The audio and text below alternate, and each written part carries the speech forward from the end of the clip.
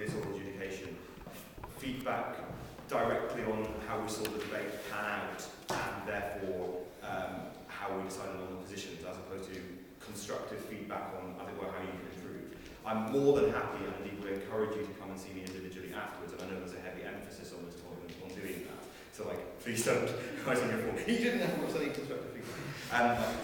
But I realise it can be a bit annoying, and it might pollute how you adjudicated the debate. Honestly, we don't bring in knowledge or ideas that we might have said, I'm cleverer than you. Genuinely, what we were trying to achieve was how did the arguments run in the debate. So the result that we ended up with was we gave the first place to first proposition, we gave the second place to closing proposition, the third place to closing opposition, and the fourth place to opening opposition. I guess to start out with, really I suppose the fourth, because the explanation for your position is relatively simple. Essentially, we felt that the general basis of your opposition line, as we understood it, was a challenge to first opposition to show that there were any serious harms in the status quo. Obviously, you did say some other things, right? But we thought generally that was the main challenge you posed to the first opposition team in the debate. And we felt that that was something that didn't necessarily engage with harms that opening government clearly did present in the debate. In the first speech, I possibly agree that to a certain degree, Giselle talks about antagonism in communities in a relatively, I don't want to be overly harsh about it, sort of nebulous way. It's not really grounded in a sort of huge model of a series of practical impacts that happen. But a sort of general sense that there are antagonisms between Catholic and Protestant communities, and that this kind of segregation carried on through life, I think, was a harm.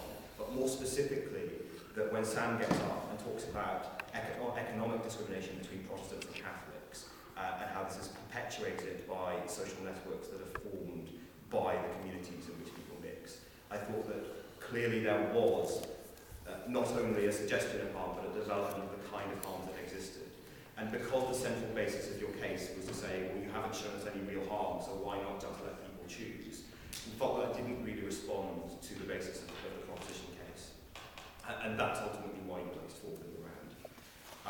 As for the other teams in the debate, essentially, I'll get to discuss the first proposition in a bit more depth later. We felt the first proposition were very solid, that we couldn't really find many holes in the basic setup of the case, nor the sort of general argumentative line.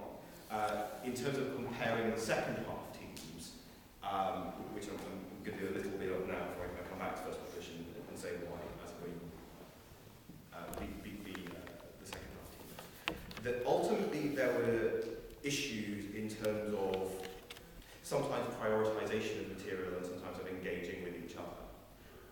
So in terms of the third, what I would say, I don't mean to pick on individuals here, but the summary was substantially more developed than the extension speech. And what that meant was that whilst the extension speech we felt was very good in a number of ways, in particular in enumerating the ways in which a backlash by parents, by adults who may not trust government to make these choices on their behalf in this particular context, which may therefore lead to political ramifications. We thought that was well explained and was in itself an independently good point in the debate. But firstly, insofar as it was crystallised in the summary, there was no real opportunity given to the proposition teams to respond to it. And secondly, as a sort of general tactical flaw, the fact that, whilst it was obviously referred to in the extension speech, the fact that the development did not fully come in that extension speech was a flaw within the team. We felt, secondly, in terms of responding to the closing government team, that essentially whilst I guess I'm agnostic as to how important the discussion about the comparison of forcing adults in the political process to mix with one another and how well that works as a sort of analogy for why it works for children.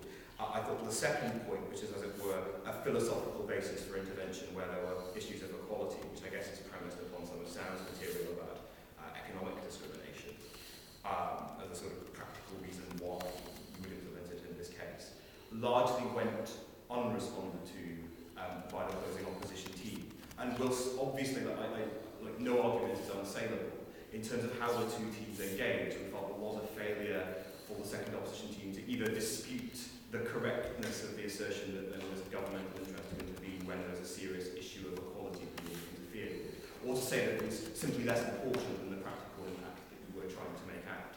And obviously, I think either of those potential attacks are perfectly credible. We didn't feel that on balance in this debate they were made, and therefore, broadly speaking, the second proposition material was just about leftist down. I'll talk to you individually about some more strengths and weaknesses we thought that were potentially within the case. But as I say, we thought there was some clearly very good material that came out, as I say, very well in the summary, that as a team you didn't necessarily engage with the second proposition team as fully as you could have done, nor necessarily was the extension matter as well expressed as it was in summary. But that's ultimately why, between these teams, the second proposition team beat the second proposition team.